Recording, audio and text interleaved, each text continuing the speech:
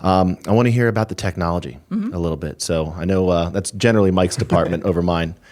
So you mentioned that you pull data from lots of different places. I'm curious, like sort of about the data sources and how you pull it all together. Yeah. So we talked a little bit about the problem statement, which is just that in emerging markets where you have the highest crime rates, you also have the least amount of data about what's going on. So that's sort of the real problem that we were focused on.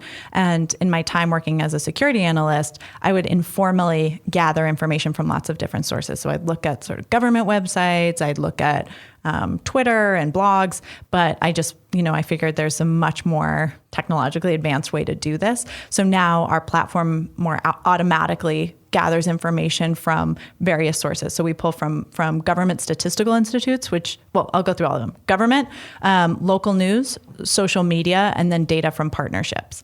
And for government statistics, governments frequently have like a wealth of information, but it's really hard to get to, especially in these emerging markets where it's like behind a really antiquated web interface. Yeah. So we do a lot of work with accessing data that's hard to get to.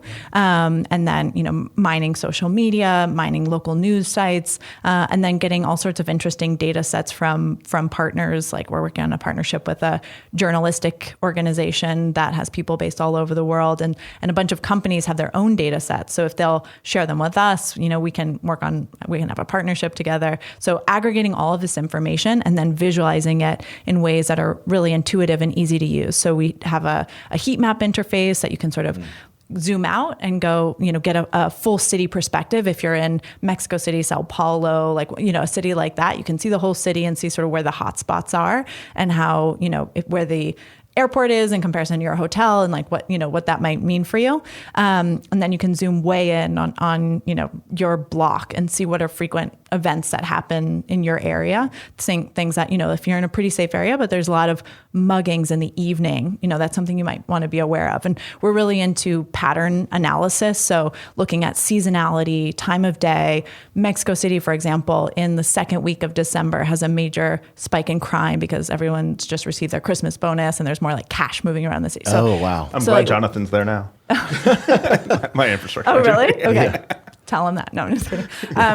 He's in the clear. He's in January. But just like being able to, not only have a general idea of where in the city things are happening. And, even that can be very dynamic when you're dealing with a heavy organized crime presence and you have cartels that are fighting for control of different neighborhoods. So like that shifts in a really dynamic way.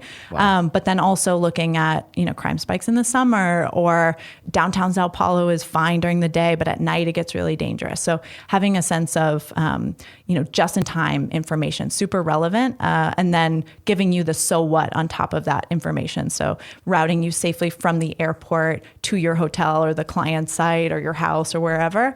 Geofenced alerts, like basically not just freaking you out and overloading you with a bunch of information, but helping you make decisions that keep you safer.